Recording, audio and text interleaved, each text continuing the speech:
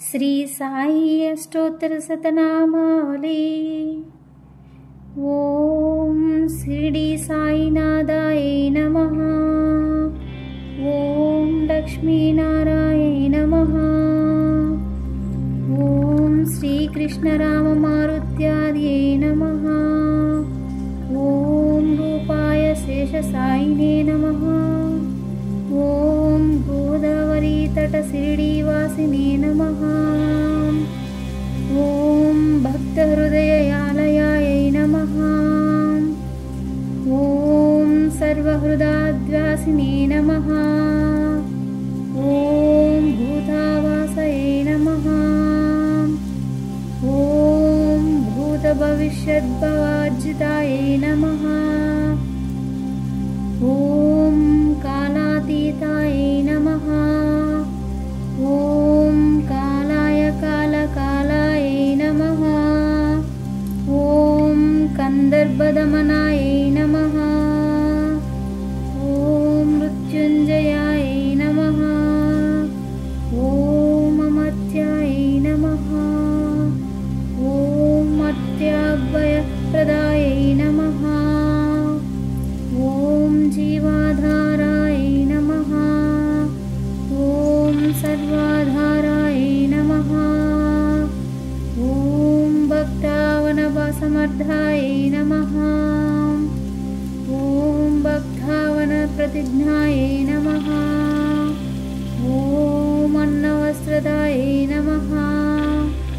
ओम आरोग्यक्षेमदाय नमः।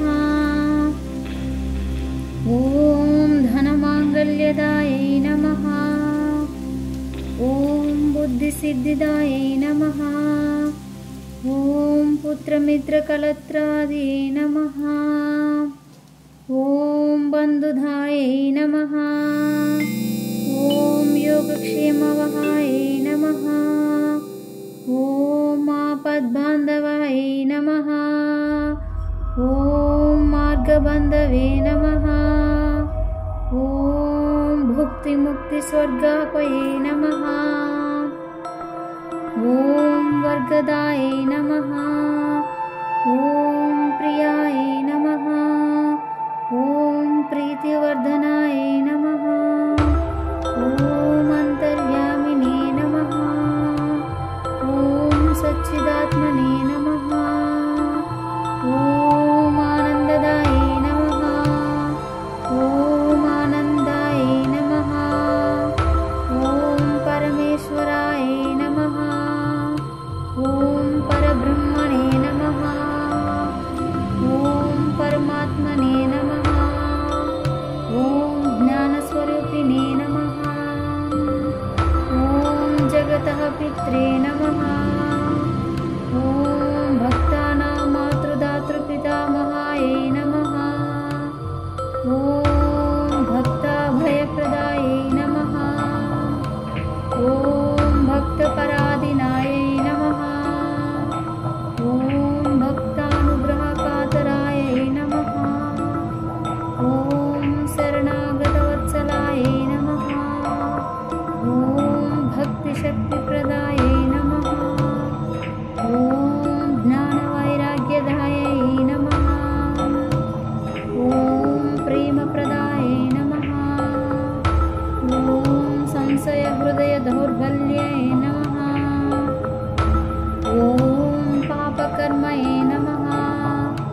ओम वासाक्षयकाराय नमः। ओम हृदयग्रन्थिभेदकाय नमः।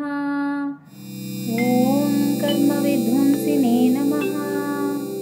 ओम शुद्धसत्यस्विताय नमः। ओम गुणातीतगुणात्मने नमः। ओम अनन्तकल्याणगुणाय नमः। ओम अमितपराक्रमाय नमः। ओम जैने नमः। ओम दुर्दर्शाक्षोभ्याय नमः। ओम अपराजिताय नमः। ओम त्रिलोकेशाय नमः। ओम अविघातगतये नमः। ओम अशक्यरहिताय नमः। ओम शक्तिमूर्तये नमः। ॐ स्वरूपसुन्दरायै नमः। ॐ सुलोचनायै नमः। ॐ बहुरूपविश्वमूर्तये नमः। ॐ अरूपाव्यक्तायै नमः। ॐ चिन्त्याय नमः। ॐ सूक्ष्माय नमः। ॐ सर्वान्तर्यामिने नमः। ॐ मनोवागतीतायै नमः। ॐ प्रेममूर्तये नमः। ॐ सुलभदुर्लभाय नमः। ॐ असहायसहायाय नमः। ॐ अनाथनाथदीनबन्धवे नमः। ॐ सर्वभारभृते नमः। ॐ अकर्मणेककर्मानुकर्मिणे नमः। ॐ पुण्यश्रवणकीर्तनाय नमः। ॐ तीर्थाय नमः। ॐ वासुदेवाय सताङ्गतये नमः। ॐ सत्पराणाय नमः। ॐ लोकनाथाय नमः। ॐ पावनाघाय नमः। ॐ अमृतांशुवे नमः। ॐ भास्करप्रभाय नमः। ॐ ब्रह्मचर्यतपश्चर्यायै नमः। ॐ सुप्रताय नमः। ॐ सत्यधर्मपराय नमः। ॐ सिद्धेश्वराय नमः। ॐ सिद्धसङ्कल्पाय नमः। ॐ योगीश्वराय भगवते नमः। ॐ भक्तवत्सलाय नमः। ॐ सत्पुरुषाय नमः। ॐ पुरुषोत्तमाय नमः। ॐ सत्यसत्त्वबोधकाय नमः। ॐ कामादिषड्वैरिध्वंसिने नमः। ॐ अभेदानन्दानुभवप्रदाय नमः। ॐ सर्वमतासम्मताय नमः। ॐ दक्षिणामूर्तये नमः। ॐ श्रीवेङ्कटेशरमणाय नमः। ॐ अद्भुतानन्तचर्याय नमः। ॐ प्रसन्नार्तिहराय नमः। ॐ संसारसर्वदुःखक्षयाय नमः। ॐ कराय नमः। ॐ सर्ववित्सर्वतोमुखाय नमः। ॐ सर्वान्तर्बहिस्थिताय नमः। ॐ सर्वमङ्गलकराय नमः। ॐ सर्वाभीष्टप्रदाय नमः। ॐ समरसन्मार्गस्थापनाय नमः। ॐ श्री समर्थ सद्गुरु साईनाथाय नमः। इति श्री साई अष्टोत्तरशतनामावली